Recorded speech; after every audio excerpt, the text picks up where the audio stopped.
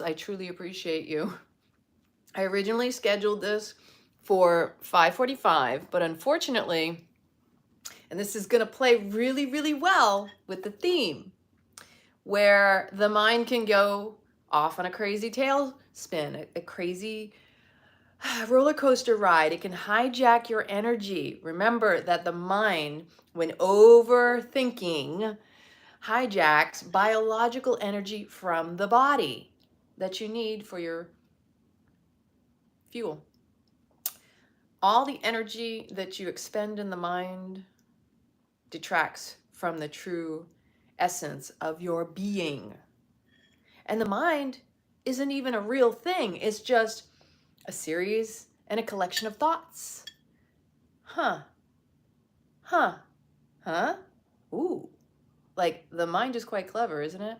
Think of all the stories you've concocted. How many of you out there were creating a story around, when's she going to start? What time is it? Didn't she already schedule it for 5:45? I do apologize. And that was what was interesting. I was all ready to go. And I was waiting on someone else who I had anticipated would show up beforehand. But this is okay because it's always a test. Life will always serve you up a lesson. Are you paying attention?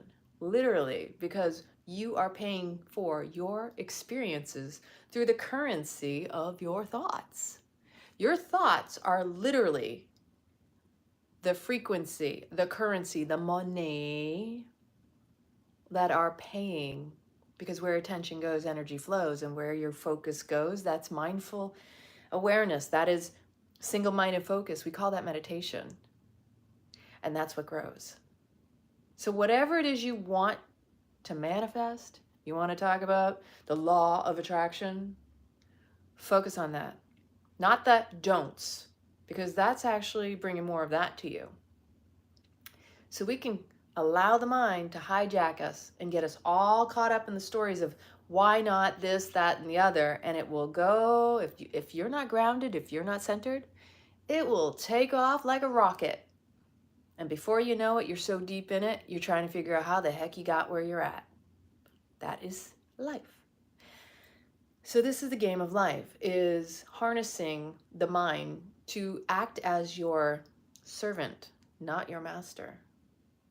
You, the indweller, the being, the human with the soul within the human, is the one that is really truly there to observe, to witness, to be the lookout, the guide.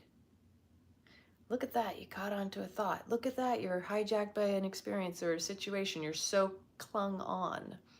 You know, we latch onto things, the good, the bad, the ugly, the beautiful. It doesn't really matter. Whatever it is you don't want to let go of, that's also showing your fears to you. So much of when we talk about fears, is it inspiring you? Are you harnessing it to fuel you to do what you need to do? Or is it your motivator? And I mean from the place of you're afraid of something, so you seek to do something else to avoid that. We're either always acting out of fear or out of love. And the moment we recognize it's not in a place of love, that's when we need to really look at it, to really dive deeper into the depths of our being. Not the doing, but to be present in the gift of the now, the moment. This moment is what matters most at all times. Are you breathing? How deeply are you breathing? Notice your breath. If it is deep and expansive, then you're more grounded, you're more centered. You probably have a stronger nervous system as a result as well as a boosted immune system. You're probably, if you're deep breathing down into the pelvic floor and the belly, the more expansive that breath, the chances are you're not in the constant struggle of chronic stress, the fight, flight, freeze, or fawn. You're able to rest and digest in the parasympathetic nervous system, which is where we should always be able to bounce back at all times, no matter whether you get hijacked for a minute, a second. The moment you notice you've been hijacked, take a deep breath. just a few of those, you can bring yourself right back into the present moment and back into control of your life. So when I talk about being present with the breath, it's about being mindful in the moment. And that more you come back to the breath, in that moment, you're going to recognize where the mind has been and is. And then when you're in awareness of the thoughts and the constructs and the stories and the attachments to your belief systems, all that BS, then you can go, okay, what is my next right move? What would love do in this moment? How can I bring more love into the situation? What am I missing here? What is the lesson in this experience in this moment? If I've been hijacked, what is my fear? What is it that I'm defending or protecting? The more you can become present with that in that moment, the more often you can do that, then you're going to find that it becomes more secondary nature. And as time goes on, the momentum builds up, and at a certain point, you start to realize, oh, there you are again, just like a trusty old friend. How am I going to handle it? Am I going to do it differently? Or am I going to continue with the same series of events? You know, the definition of crazy is doing the same thing over and over again, expecting a different result. I've been there, and I've done it. I got the t-shirt. It says, she been there, right? So let's dive in to transcending the tendency to close down. Isn't that what it was? Oh, now I've lost the page. How funny is that? So chapter 7, if you do have the book, you can always go and read along with me. This is chapter 7. It is it's transcending the tendency. Hi, Pamela. Transcending the tendency to close. All right. Get comfortable. The foundations of spiritual growth and personal awakening are very much strengthened by the findings of Western science. Science has shown us how an underlying energy field forms into atoms, which then bind into molecules. Ultimately, they manifest into the entire physical universe.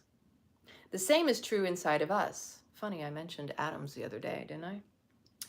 All that goes on inside also has its foundation in an underlying energy field.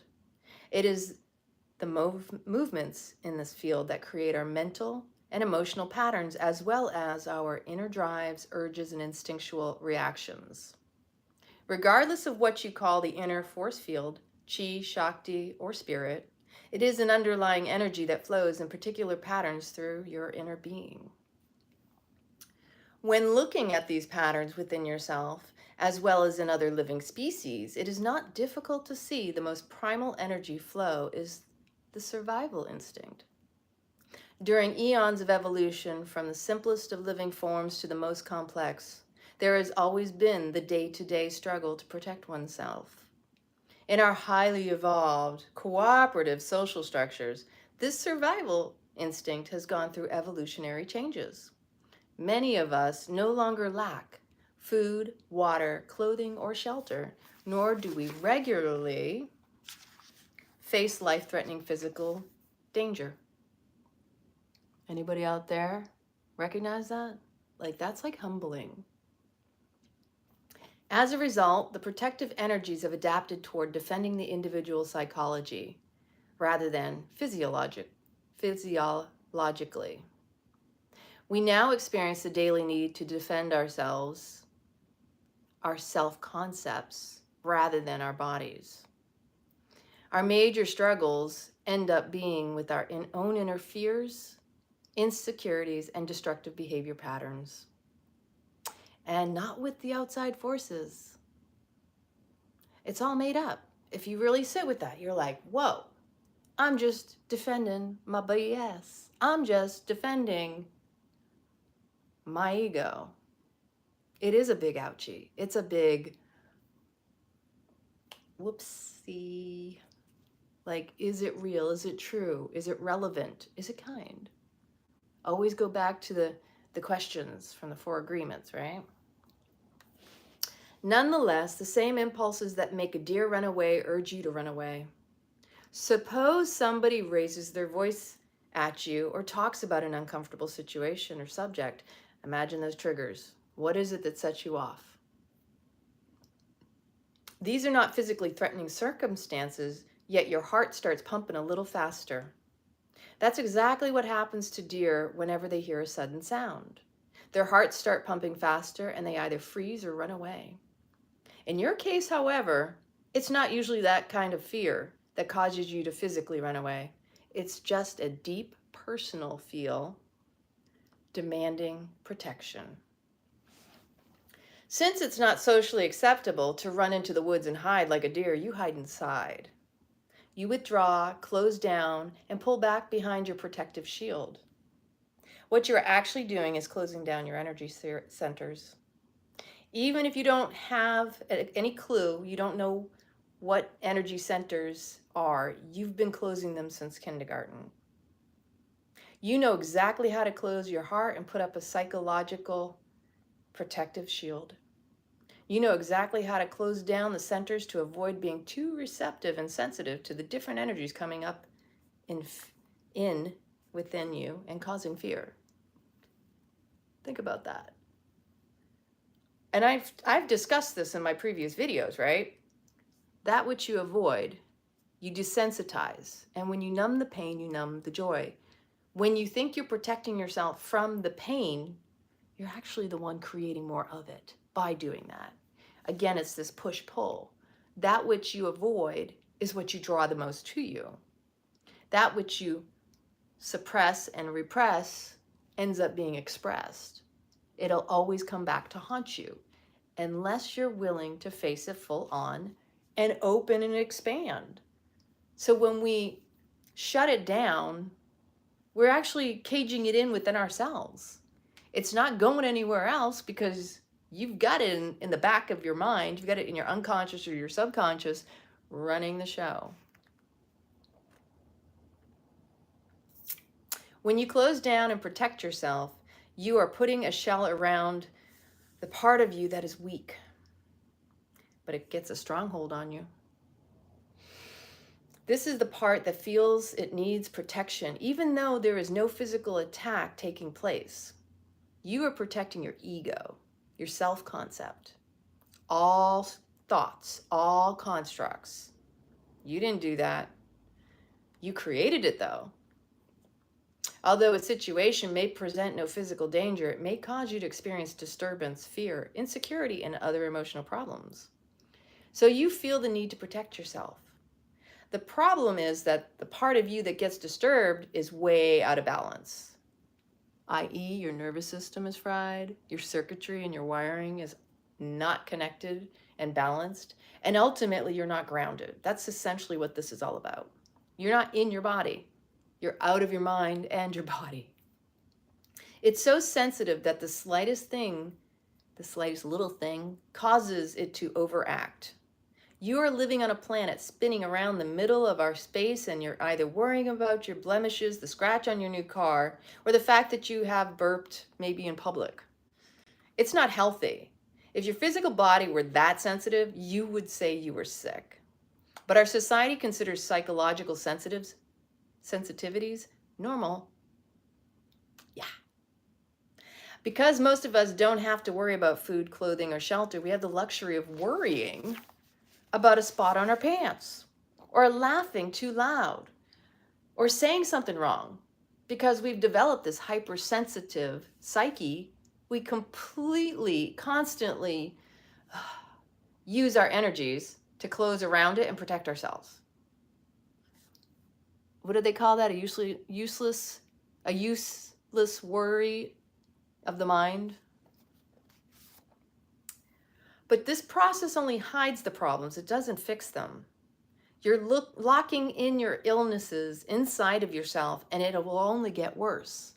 This is where I say you're creating your dis-ease, because the discomfort, the dis-ease in the mind becomes the dis-ease in the body. That's how it gets manifested. That's how it translates. We're all full of it. Trust me. We're all on this journey together trying to figure it out. Some have figured it out sooner than others. It doesn't matter when or how, but it's all a personal journey. So we can want to fix and help others because we figured things out, but they're only going to get it when they're ready. Just saying. Don't waste your energy imposing yourself and what you think is right or wrong for another person. Start with you first. Inspire from inspired living. When you get right with you, everything else falls into place, and others will actually feel inspired to maybe do it for themselves.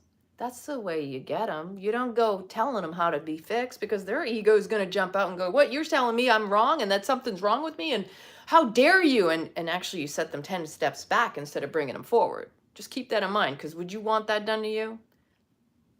Hey, listen, I had such a strong ego back in the day. Lana, don't let them steal your peace. Who the fuck are you? That would be my reaction back in the day. Who are you to tell me not to feel the way I feel right now? Like, let the person feel what they're doing. Because you know what? Sometimes that's just how they deal with it, and that's how they process. I know myself. I can be melodramatic. I can go, ah, because I'm a Leo.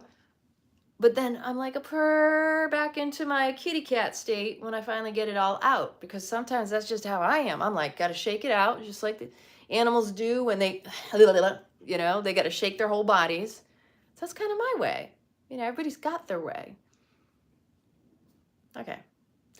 You will get to a point in your growth where you understand that if you protect yourself, you will never be free. It's that simple. Because you're scared, you have locked yourself within your house and pulled down all the shades.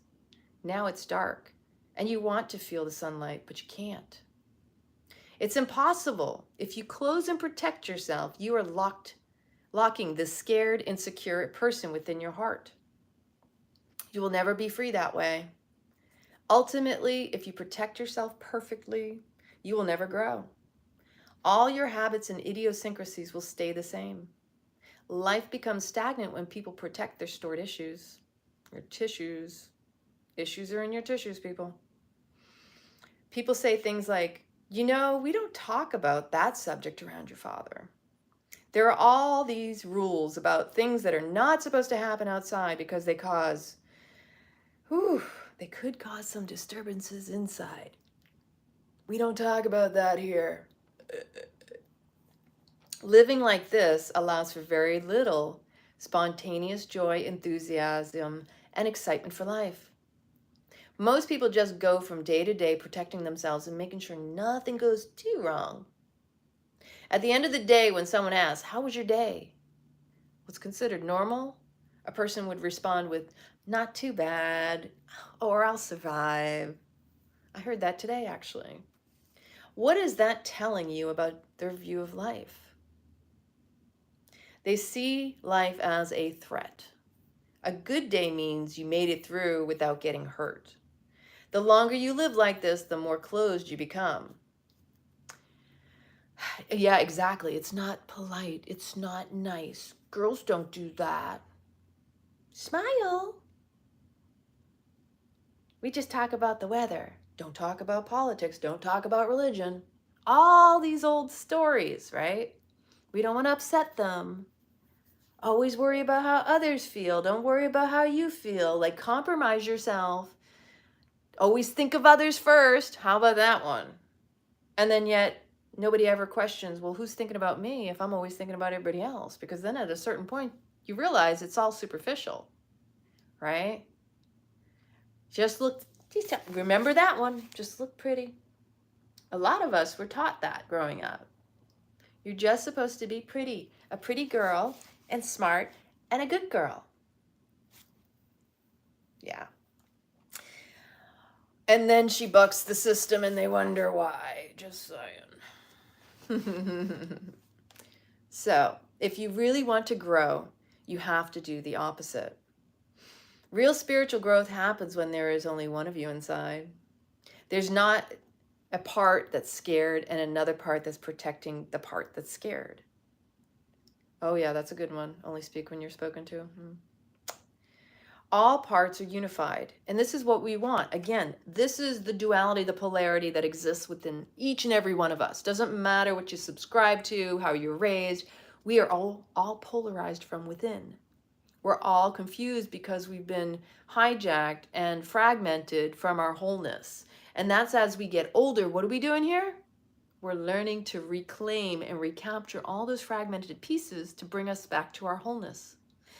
The moment we reject an aspect in ourselves, we have fragmented ourselves. And whether it's a BS, an old belief system that was passed on through legacies or generations or through your environment or through your, whatever, those were the setups for you to work on you, to question and challenge at all times. But a lot of people didn't realize they were allowed to question anything, let alone their own stuff, their own BS. And that's the one thing we should always be questioning, is within. The rest of it we figure out because we know ourselves so thoroughly from the inside out. The more you know you, the more you claim and own all your parts, nobody else can take advantage of you, deceive you, influence you. If anything, you'll see through all the BS because you saw through your own BS. How's that sound? That's the way I'm trying to live. Like, that's my goal, is I claim my BS so it doesn't claim me, and I can see through all the other BS. It's just construct. It's just a bunch of thoughts all jumbled all together anyway. None of it's real. So you got to challenge it. It's the whole point of life. And that's part of the game, isn't it? Breaking up all the junk. And that's the BS. Shit rolls downhill, just saying. And once you get that momentum, haven't you noticed? Stuff starts coming up and up and up. And that's where we're at in the world today. Is all that BS is really coming to surface, isn't it? Because the momentum got started a long time ago. And a lot of us, we ain't letting go. We're allowing it to flow. We're holding the space for that shit to come to surface because we know it's beyond time. That's where we are in the world today. No matter who you are and what you believe in, you can't deny when it's in your face. And it is really in people's faces. And there are a lot of people throwing their temper tantrums because they don't want to see it. But those are the unhealed, unhealthy versions of those people, because they haven't recognized to liberate yourself means to face it on full on. In the face of fear, you got to go there. You can't keep avoiding it, because that's what's the unconscious driver in all of us, is the stuff we are unwilling to face and own, because it's owning us. And I say collectively us, because it's not owning everybody. But we are all part of the collective, so we got to do our own work to affect it. The more I work on me, I know I'm helping everybody else. And that's how I like to see it. So I'm here to support that. Yeah. All right. So there's not a part that's scared and another part that's protecting the part that's scared.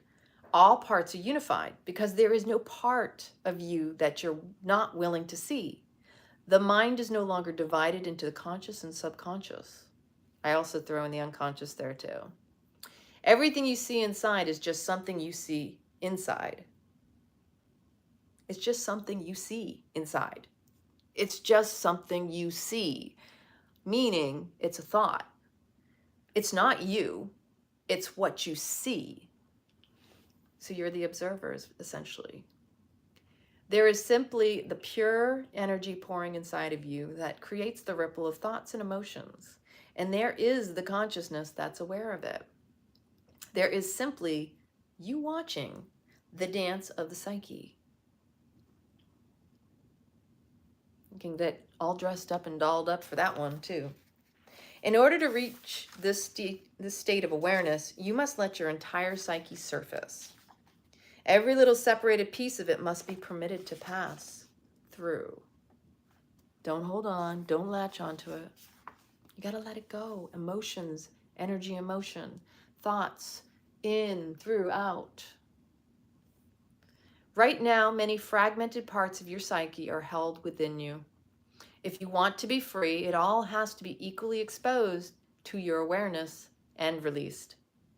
But it will never get exposed if you're closing yourself. After all, the purpose of closing was to make sure the sensitive parts of your psyche don't get exposed. So you catch on that no matter how much the pain, the exposure creates, you are willing to pay that price for freedom. Being willing, being vulnerable to expose your pain, to allow it to be seen, first by yourself more than anybody else, is just the first step, is acknowledging it. Because that unresolved pain within you, the moment you give it your attention, your focus, your energy, all of a sudden it's like, you will feel a sigh of relief from the inside out. When you are no longer willing to identify with the part of you that is separating itself into a million little pieces, you are ready for real growth. Begin by seeing the tendency to protect and defend yourself. Oh, that's a good one. I was just having that conversation with someone earlier today. That at a young age, I was taught to immediately protect and defend myself. How many out there can relate to this?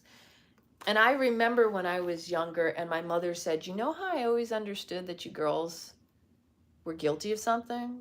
You basically, I was really shocked. I thought it was somebody had told her.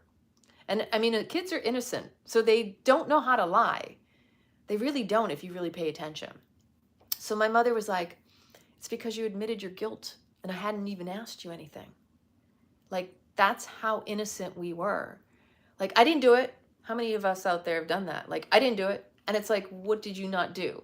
Like, kids are so backwards in the recognizing how that works, but yet it's innocent and it's still, again, it's navigating survival tactics and coping mechanisms, because that's essentially what the kids have learned.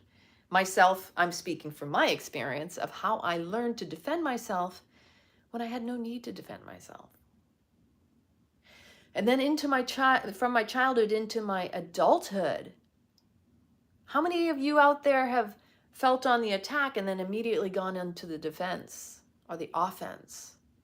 I had this happen not long ago.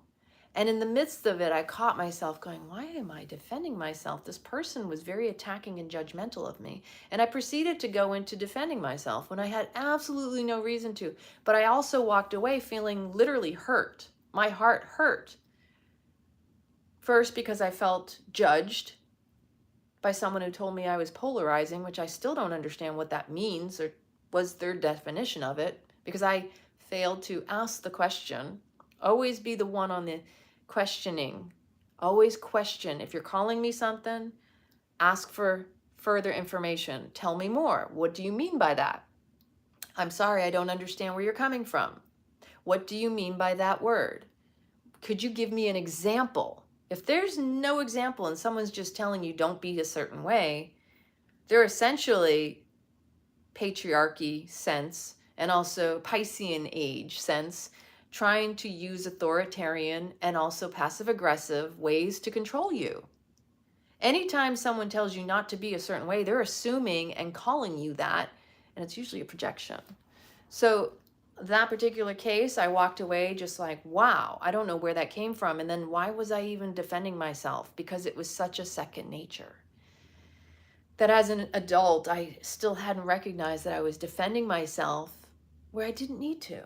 I need to stop defending myself. So many of us do this, right? It happens, trust me. And it's interesting for me because I've been in the spiritual community for so long at this point that people assume that I must be some naive individual, like a gypsy or whatever it is that they put spiritual people in their little boxes. And I'm over here going, I'm not that kind of angel. You remember the movie Michael?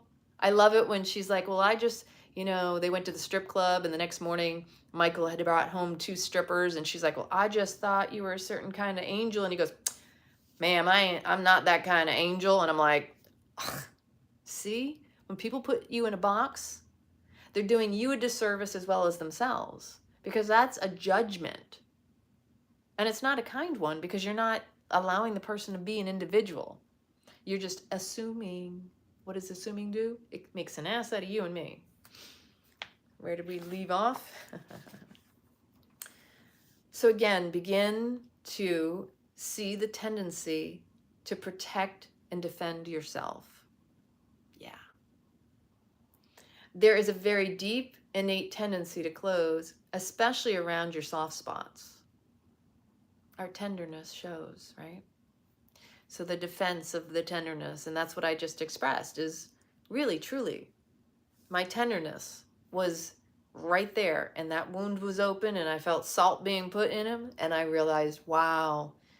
The moment I recognized it later, and I said, wow, you know what? I don't need to defend myself, and that stops now. So I ended that particular relationship.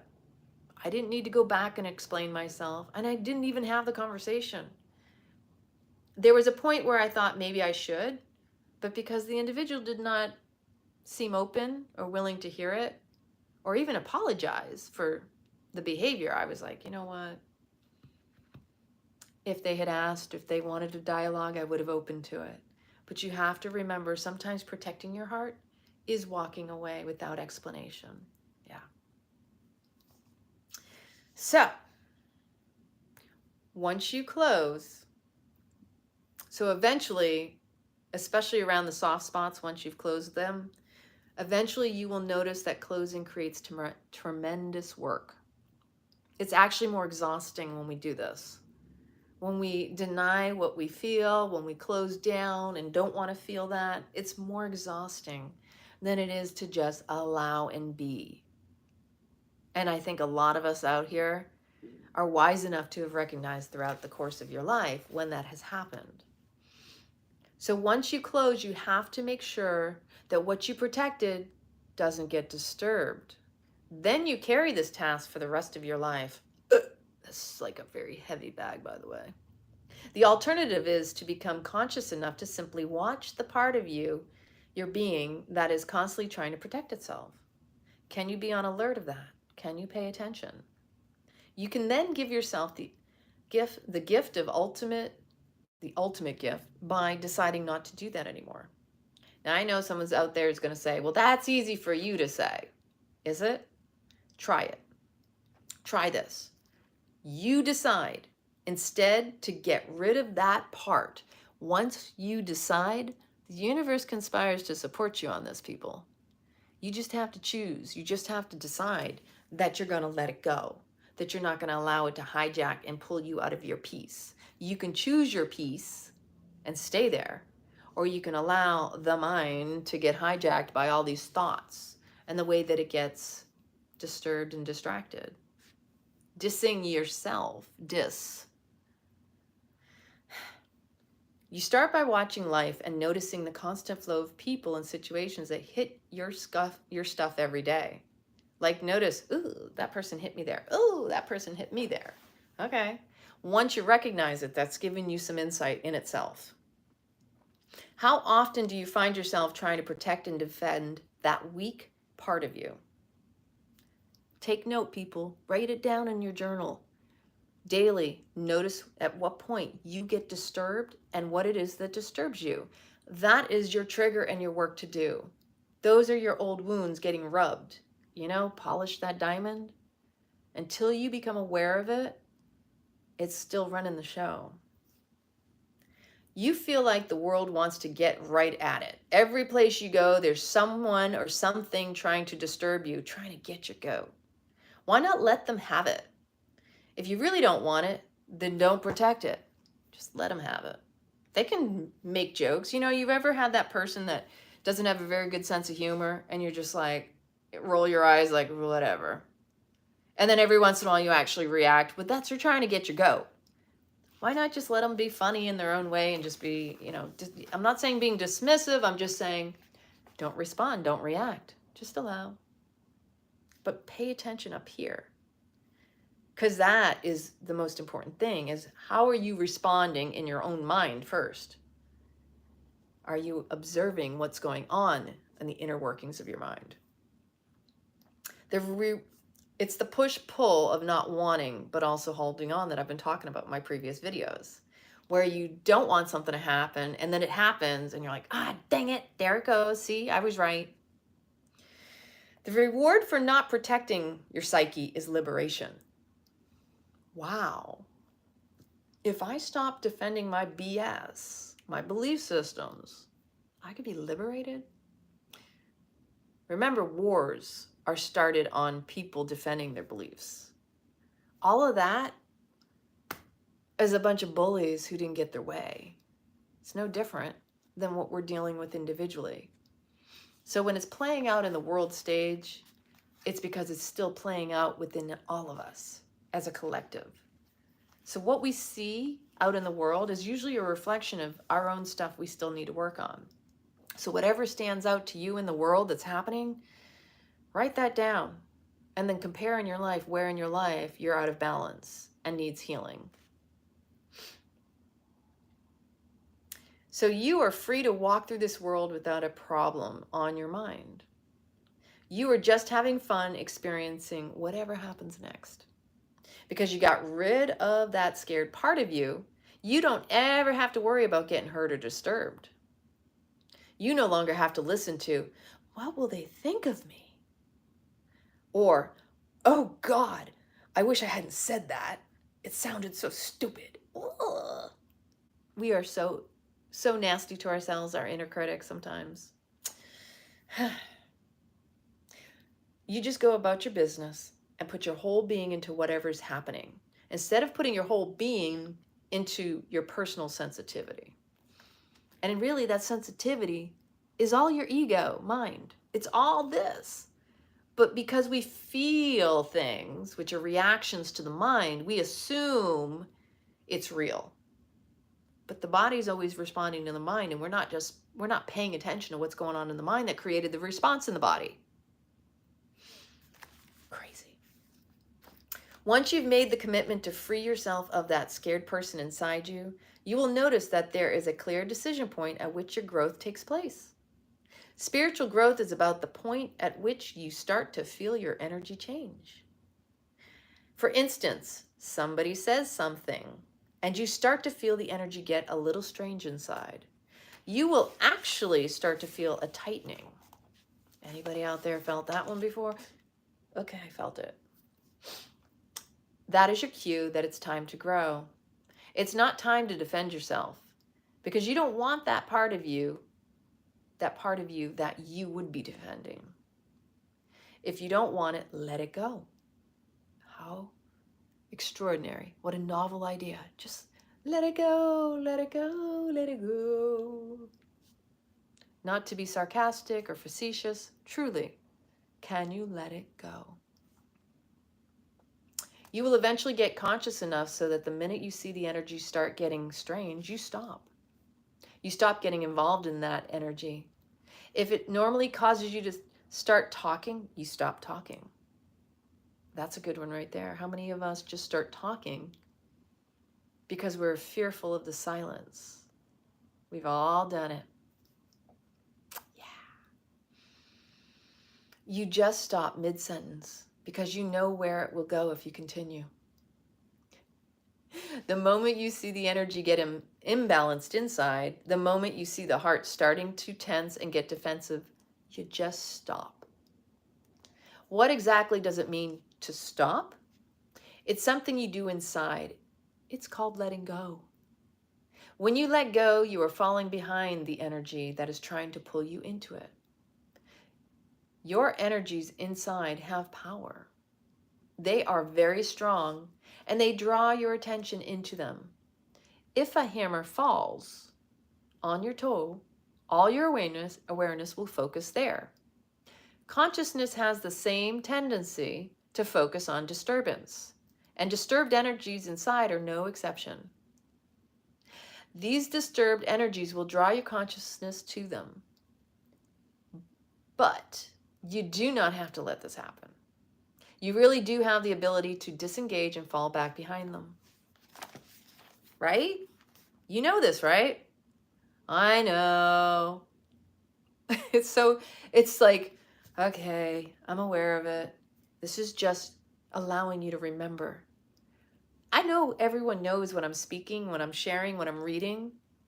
And it's just a reminder, because it's a reminder to spark that within you to do something about it.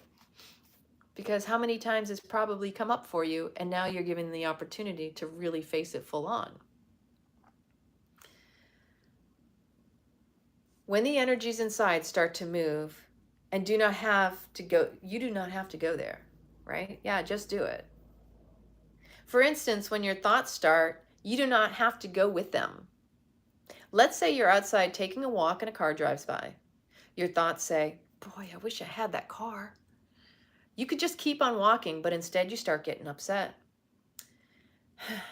You want a car like that, but your salary isn't high enough. So you begin thinking about how you can get a raise or a different job. You know, you didn't have to do all that. It could have just been, here comes the car and there it goes. And here comes the thought and there it goes. They're both gone together because you didn't go with them. That is what's called being centered. Also, being grounded is another term. If you aren't centered, your consciousness is just following whatever catches its attention. We all know those people. You see the car drive by and you're off doing something about it.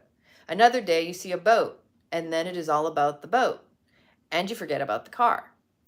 There are people like that. We all know them. You can watch them. They're like ping pong balls all over the place. No direction. They just hit whatever touches, you know. They don't hold jobs very well and relationships don't tend to work out for them. They're just all over the place. Their energy is very scattered. Our thoughts are not our own, but we attach to them, don't we? They're just influences. Yeah. Good capture. Don't let it capture you. You have the ability to not go without any of these thoughts. You can just sit in the seat of consciousness and let them go. A thought or emotion emerges, you notice it, and it passes by because you allow it to. This technique of freeing yourself is done with the understanding that thoughts and emotions are just objects of consciousness. When you see your heart start getting anxious, you are obviously aware of this experience, but who is aware? It is the consciousness, the indwelling being, the soul, the self. It is the seer, the one who sees. The changes you experience in your inner energy flow are simply objects of this consciousness. If you want to be free, then every time you feel any change in the energy flow, relax behind it. Don't fight with it. Don't try to change it. And don't judge it. Don't say, oh, I can't believe I'm still feeling this. I promised myself I wouldn't think about the car anymore. Don't do that. You'll just end up going with the guilt thoughts instead of the car thoughts. You have to let them all go. Isn't it crazy how the mind can get, because the mind has to stay active. The mind's job is to protect you, to serve you, to be the observer. It's not there to hijack you. But see, when you go still, the mind fears obliteration. The mind has fear that if it's quiet, if it stops, then it disappears.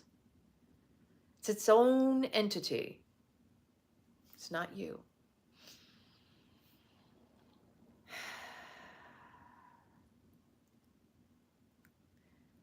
Yep. Okay. But it's not just about letting go of the thoughts and emotions. It's actually about letting go of the pull of the energy itself on your consciousness. The disturbed energy is trying to draw your attention into it. If you use your inner will power to not go with it and just remain seated within, you will notice that the distinction between the consciousness and the object of consciousness is like night and day. They are totally different things. The object comes and goes, and the consciousness watches it come and go. Then the next object comes and goes while the consciousness watches it. Both objects came and went, but the conscious didn't go anywhere. It stays constant and simply watches all of it. The consciousness experiences the creation of thoughts and emotions, and it has the clarity to see where they came from.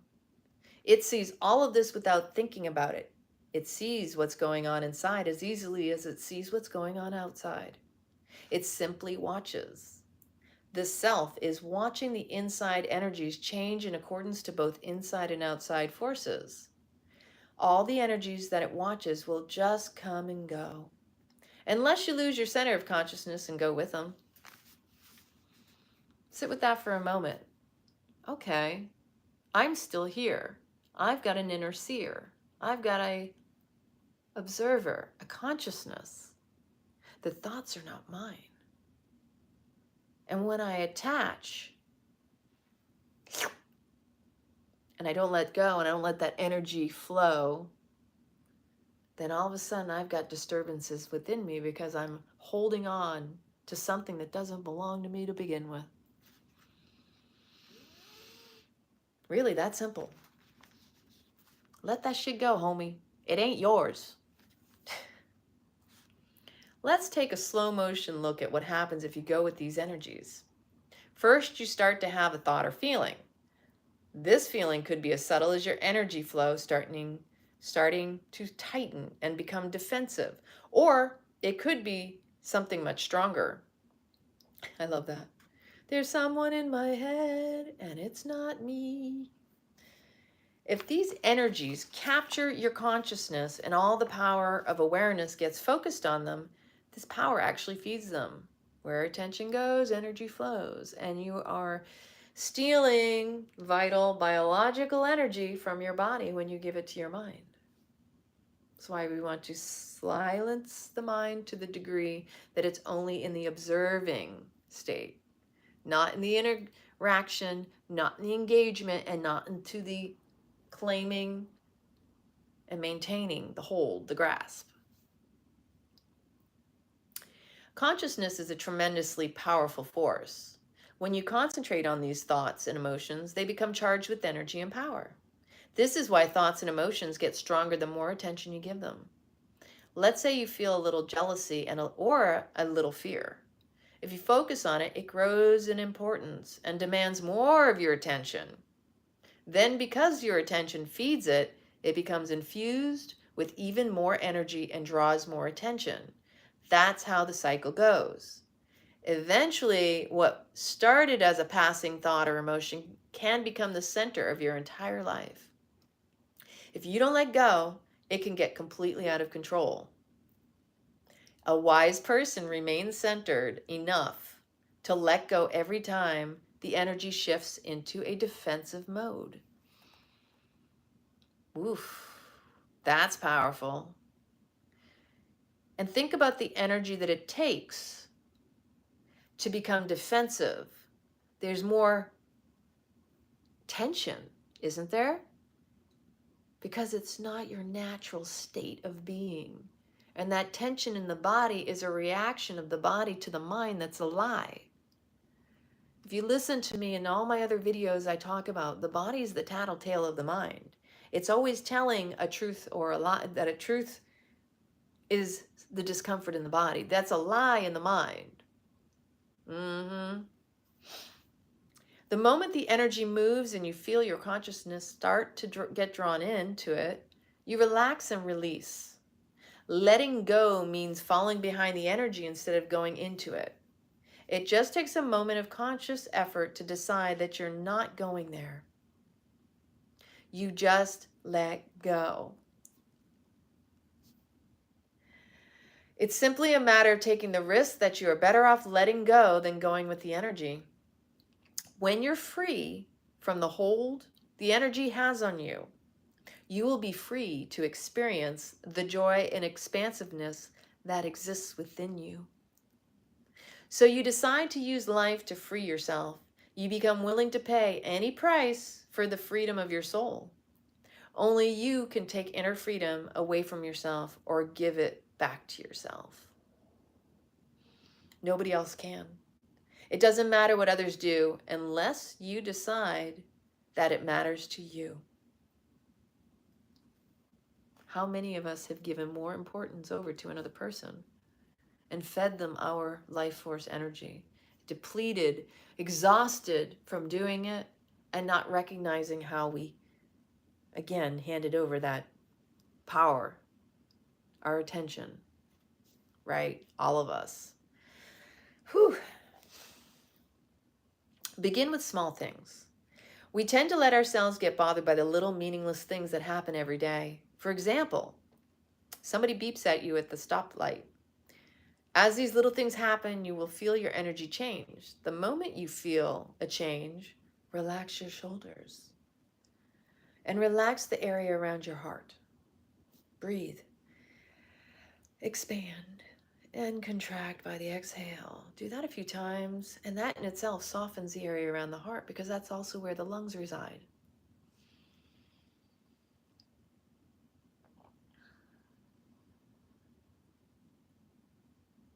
Where did we go? The moment the energy moves, you simply relax and release. Play with letting go and falling behind the sense of being bothered. Let's say someone at work took your pencil and you notice that every time you go to use another one, your energy, your inner energy shifts, even the slightest amount. Are you willing to release the old pencil in order to liberate yourself? This is how you make freedom a game. Instead of getting into being bothered, you get into being freed. When you reach for a pencil, doesn't want to let me change the page, and you see yourself getting a little uptight, let go. Your mind might start saying, it was a pencil today, and if I let go, they'll step all over me. It'll be my desk tomorrow, or my house, or maybe even my husband. That's how the mind talks.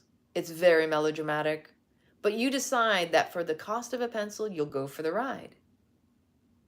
Tell your mind, when it's the car, we'll have a talk.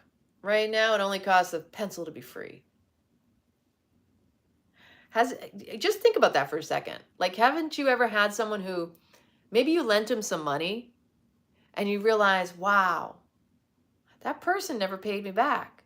And so eventually you realize they don't belong in your life. And you think about it. Well, that was the cost of getting rid of them, right?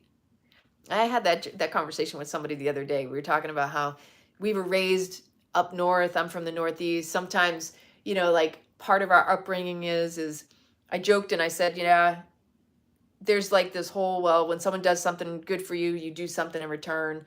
And so there's always that little bit of a, maybe I don't want to do this, but because they did something for me, I'm still going to do it. And then huff and a puff, but you still do it anyway. Hey, Julia's in the house. Nice to see you. And then they do it, but they still do it. And you're like, dude, what happened to the people like that? I'd rather someone come huffing and puffing and still willing to do it than turn around and disappear with no trace in sight, right? Craziness. So just decide that no matter what the mind says, you aren't getting involved. You don't fight the mind. In fact, you don't even try to change it. You just make a game out of relaxing in the face of its melodrama. You simply learn how to release the tendency for getting drawn into the energy. The root is where the consciousness is aware of the pull of these energies. You will see that the energy does have the power to draw you in. Even once you decide you're not going to let this happen, it still has a tremendous power over you. It happens at work and it happens at home. It happens with your children and with your husband or wife. It happens with everything and everybody all the time. Your opportunities to grow are endless. It's always there in front of you. Just commit to not letting the energy draw you in. When you feel the pull, like somebody pulling on your heart, just let go. You fall behind it. You simply relax and release. And no matter how many times they're pulled, that you're pulled, that's how many times you relax and release. And then it becomes a game. And then you start to realize, this is not as difficult as it seems. Because the tendency to get drawn in is constant. The willingness to let go and fall behind has to also be constant, right? Isn't that like typical law of physics? And another thing, which is funny because when I think about this, years ago, I have an older sister from my mom's first marriage. And when I first met her, I'm trying to think, when was that? 2008. I was visiting her up up in Massachusetts or somewhere. And she said, how do you dance with the energies, right? How do you dance with conflict? And I was like, well, I was just pulling stuff out of my head. I was just going with the flow when we were talking about it. You can lean in and the other person leans in. So then you're both doing this. You're both equal pressure, meaning that, you're not necessarily going to get anywhere. And it's just a standstill, right? It's like a stronghold, a brick wall between the two of you.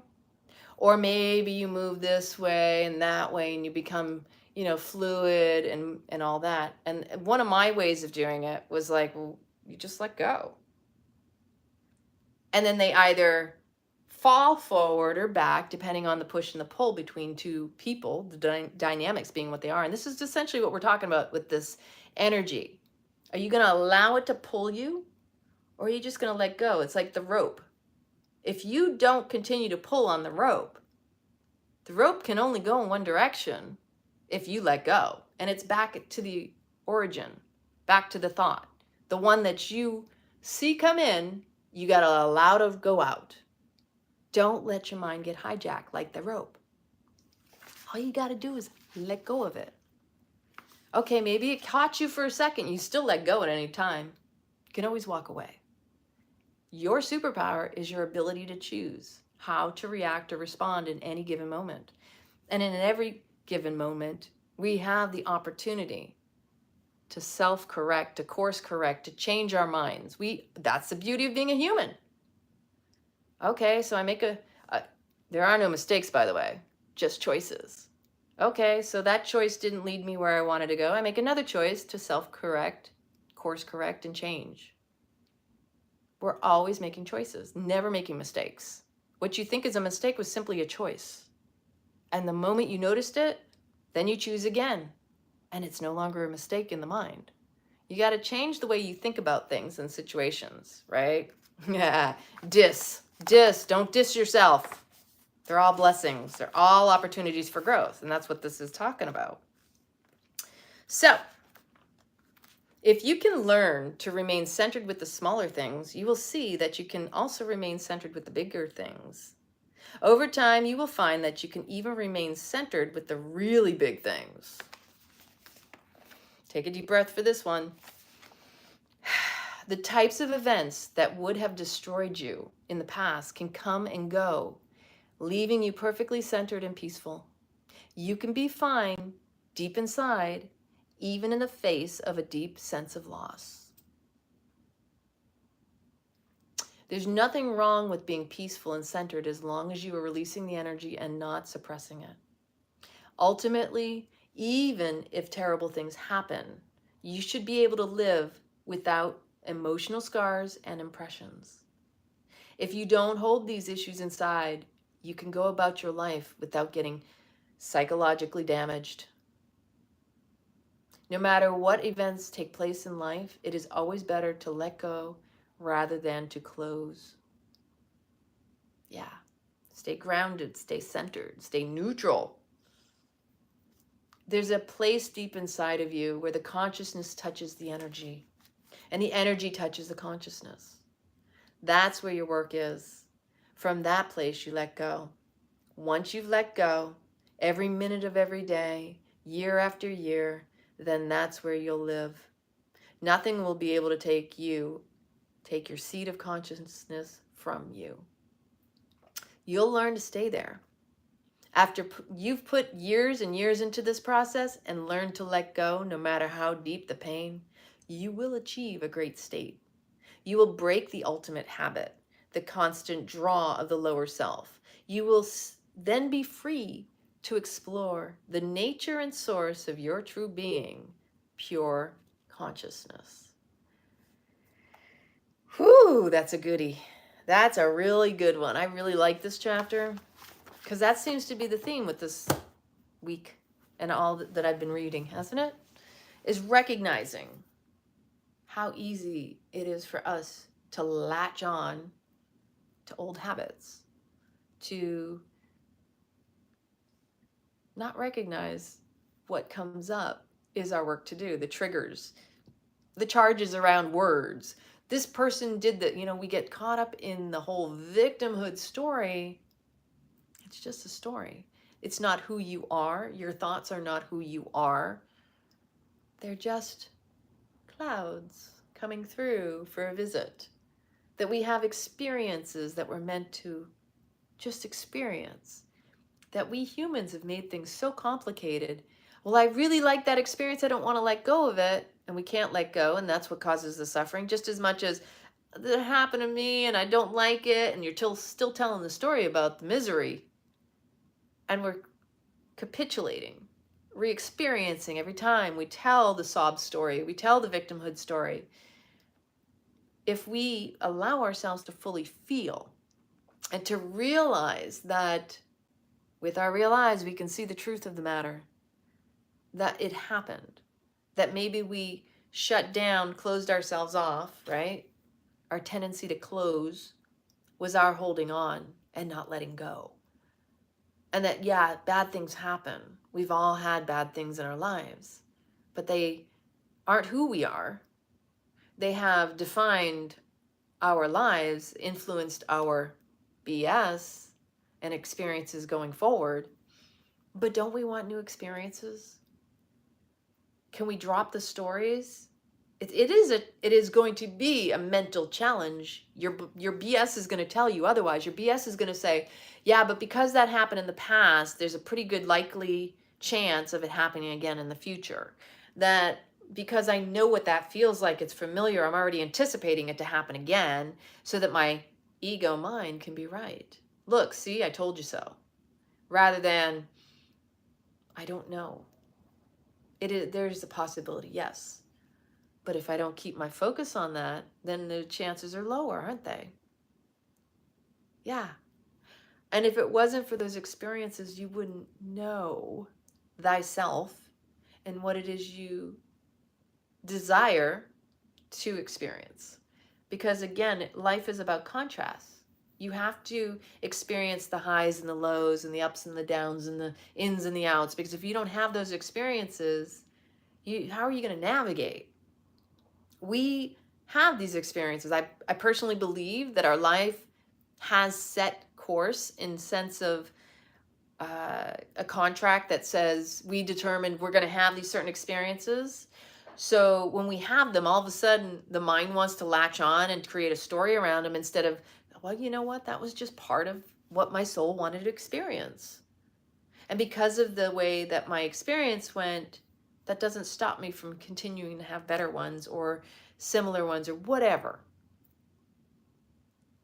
But when you get really, really good with you and you start to decode yourself, as I like to say, like decode your reality with Logan, you get to know yourself so well. Know your ins and your outs. Know thyself. You can do any type of decode, but the more the better, because when you know your little nuances, your little triggers, your wounds, your strengths, your weaknesses, then you can take all of that, alchemize it. That's your power. Like knowing yourself and your strengths and all that, and your weaknesses too, that makes you like fortifiably a super person, a superhuman, because you want to heighten your senses so that you can also have a heightened intuition, so that you can see in the path of your life the connecting of the dots. This is what happened in the trajectory of my previous life and into this current life, and like, wow, okay, I see how that's playing out. How many of you out there can look over your past and recognize the patterns that got you to where you're at, and you're like, I can see why that happened, and the way that I ended up where I am today. I had no idea I'd be sitting here on a pink sheepskin talking to you on YouTube, reading The Untethered Soul. You know, this is life, and it just happens. But it doesn't just happen, does it? We are active participants in our lives. Whether we're conscious or not is the question. How mindful and aware and in the moment we are, moment to moment. The gift of the now.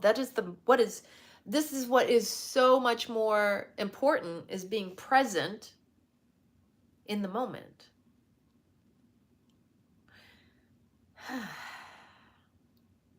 So, with these holidays, because this is the week of Thanksgiving in the United States, and my mother's birthday is the 26th, and we always celebrated my mom on Thanksgiving because the year she was born, 1954, was also a year when her birthday fell on Thanksgiving. So I used to joke with my mom and say, haha, Grammy didn't know that for Thanksgiving they weren't having a turkey, they were having you. I used to, of course, kids think we're clever. And my mother was definitely a woman to make you appreciate. And I appreciate that she was my mother. Because when we didn't have the best, she did the best with what she had. And as far as gratitude and appreciating when you don't have everything you want, wish, or desire, she taught me the gift of appreciating everything and seeing everything as a blessing. Yeah, even the crappy stuff. Like, wow. And there were times when we didn't have a lot of money and my mom would make things work, or maybe I wanted something and my mom would find a way to get it. Like, she was magical. And I know that there were times she didn't feel that way. But boy, she was definitely my biggest hero. So, with the holidays coming up, if you find yourself in a situation, because family to me is extremely close and personal, and I love my family. I'm very blessed, okay? I will be spending it with my dad. My sister's up in New York. And then my dad's birthday is the 9th of December. So on top of that, he gets to be celebrated twice. He's a Sag. So that's the funny part. Sometimes I understand these times are tough because people are doing the family thing out of obligation. And maybe they don't really want to be there. But what I've learned, especially when I lost my mom, that no matter what's going on with your family, you need to get right with yourself. They may not be or may not have been the best for you, but they did contribute to you being you. And if you can find even the slightest glimmer of their beauty and their love, like the fact that some of these people out there, they're very bitter and it's mostly internal. And the fact that you recognize the bitterness on the outside just shows how amplified it is on the inside. And that having compassion for yourself makes it so much easier to demonstrate it and extend that hand, that olive branch, to another. Sometimes it's easy, and this is what this particular reading is about. It's easier to get caught up in those old habits, those old bickerings back and forth with the families that have their shit and that's unresolved still. Can you put that aside? You don't know if you're going to see them again after this season. You don't know if you'll see them the next day. You'll always have regret if you're still stuck in resentment. If you still have something to chew the fat on, something to get out, why not let it go? Why not find the love in your heart and bring more love to the situation of the holidays? And if you do catch yourself gurgling up, burning, fuming, whatever's coming up in you around someone that triggers you, they get under your skin, because everybody has somebody. Whew. Can you slow down and become mindful of your breath and remind yourself that you matter? And in the moment, you matter more than what they could pull out of you. Don't let that energy take you out of the seat of your awareness, the seat of your consciousness. I'm going to give you a breathing exercise that no matter what happens, and this is great for addictions, this is great for whatever it is you need to just come back to the moment. You're going to bring your right hand, fingers up, thumb is going to close off the right nostril. You're just going to inhale and exhale in and out of the left nostril.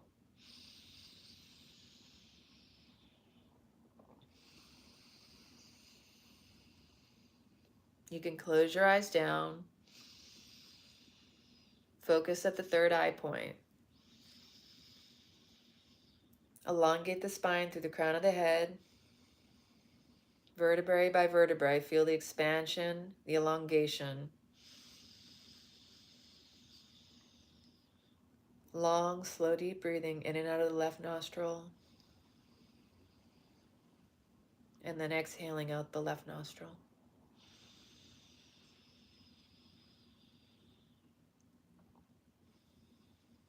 Soften the jaw and the face, the sides of the neck and the shoulders away from the ears.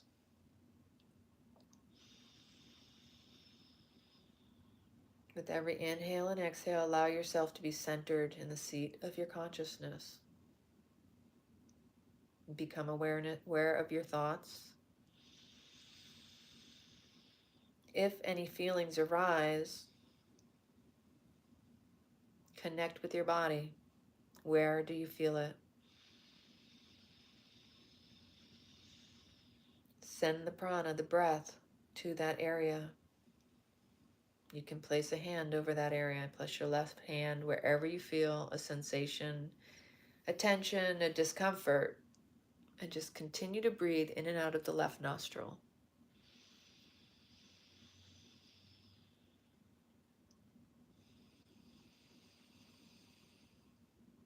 If you know you're going into a situation and you can't trust your own ability to maintain centeredness and groundedness, you can do this breathing in and out of the left nostril. Prepare yourself.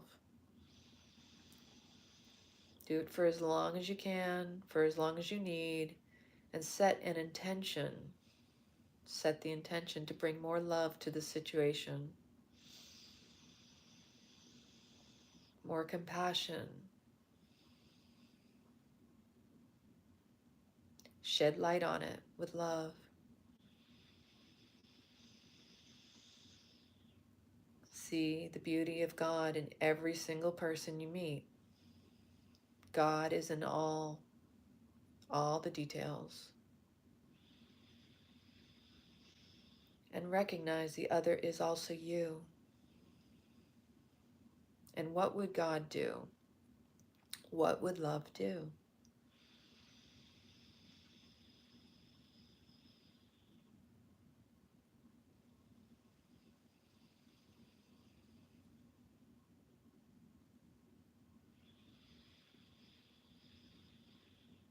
Left nostril breathing.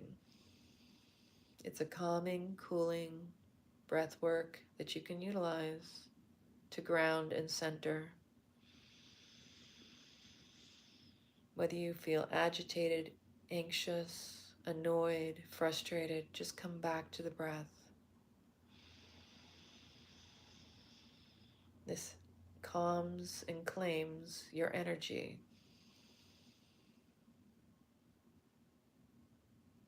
And then when you're ready, you can release the hand. Inhale through both nostrils. And then exhale out with a sigh. Let's do that again.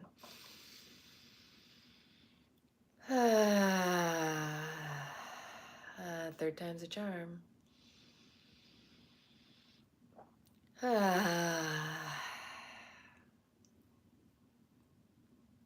Shake your head around, kind of like get all the energy moving in between all the joints in your body, especially because a lot of times we get locked down. We sit too much. So if you're, like I said, this is a great simple breathing technique that you can utilize during the holidays. I highly recommend it. When you need to calm yourself and claim yourself, this is the best way to do it. Slow down and breathe in and out through the left nostril, because that's the moon energy. That's your emotions. Lunatics running round and round. It really is important that no matter what is going on around you, you don't allow the externals to hijack the internals. And you know when the externals hijack the internals, it's simply a sign that you're not centered, grounded, and rooted into your physical body, that your nervous system is fried, your circuitry, your wiring has been crossed. Literally, think about it. I feel cross. I'm upset with somebody. That's what that means. It means your nervous system needs to be calmed. Thank you. I appreciate you, Valley. We need to calm ourselves and claim ourselves, and the best way to do it is through being present in the moment, is breathing, slowing down. Yeah, right? Make your sighs, not your, ugh. And if you need to do that too, you can do that. There's nothing wrong with that, actually. That might be a deep grief that you bring up if you gotta, and that actually, that's a whole nother exercise. But if you wanted to, I would have to back this one up. Okay, you're gonna have to back this one up, people. If you do have something deep within you and you gotta get that out, what I would recommend, because that's a guttural, right? A lot of times that's gonna bring up the depths, the recesses of like deep-seated trauma and grief, right? Sometimes we gotta, so go ahead and take a deep breath in. And really when you go, feel it back in the back and feel it deep in the belly, like you are clearing it out and taking it from the insides out. This is going to give you a little lightheadedness, by the way. Inhale. And you notice it all kind of comes in because you're like, ugh.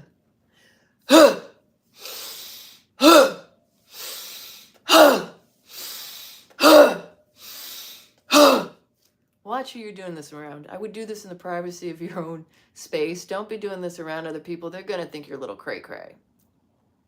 And it is going to bring up lightheadedness. And the reason why is because this is clearing a lot of like the brain. This is like when you do this one, this is the one you're going to want water to hydrate. Get yourself a bat and a pillow. You might want to be beating some crap out if you do this one, okay? Because this is going to bring up some old trauma. This is something I would rather do in a class, but I'm just going to tell you right now, if you decide to do that second breath exercise, just be prepared for the stuff that comes and churns up out of it. Because that one, that's getting into the real deepness. And for some of us, I was having this conversation because we've got this new moon energy. We're within 24 hours of the new moon tomorrow. Remember something. We're in the Scorpio season. We just switched over into Sag. Okay, everybody's been like, I'm ready to be done with Scorpio, right? I'm ready to be done with the deep. Bleh. But reality is that the more depth you're willing to dive into, the more richness you're going to get out of it. And because I'm one of those people, and I know there's a lot of us out here, the more you're willing to dive deep, it doesn't feel that deep anymore because you've already been doing the work. So you notice the level to which things affect you based on your willingness to go in. Are you diving in with a toe, just dipping your toe, getting it wet? Or are you going all in up to the, you know what I mean? Like real deep. So the power to which you're willing to dive is also the power you're also going to eventually rise. That's how life works. The more you're willing to go all in for love, be prepared, because on the other side, no matter when and how it happens, you will also feel the pain on the other side, because that is the gift of life, and it is like water. We are always ebbing and flowing, moving and growing and glowing, and it's all that. Yeah. So I hope all of that helps, and just remember, energy and motion is emotions. They're meant to stay in motion. No matter what comes to surface, whatever rises, allow it to continue. Don't latch on. Yes, all the noises are good to release, and they're all vibrations. So again, they're just remember that whatever noises you make, they're forms of releases. They're ways to express and not get depressed. because you're better off expressing yourself than allowing yourself to get held under. So remember what it said in the book. Your consciousness has power. The energies are going to try to suck you in, but your consciousness is that much stronger. But you just have to be disciplined and willing. I mean, you're going to fall off the wagon. I do it all the time. When your mind gets hijacked, not today, Satan, I'm going back to the seat of consciousness. I'm going to let that shit go, homie. Because I deserve better. I deserve better. We all deserve better. Thank you, everyone. Remember to click the like button. Sharing is caring. I appreciate each and every one of you. I hope you have the most amazing, amazing holidays, holy days. Holidays, I don't know. That's a whole nother conversation. You probably go back in my videos that talk about that one too. Celebrate life. You don't need a holiday. They're not even holy days anyway. Celebrate life. That's what we're here to do. Celebrate the experiences, the good, the bad, the ugly, the beautiful. It doesn't really matter what you label it. It's all there for you.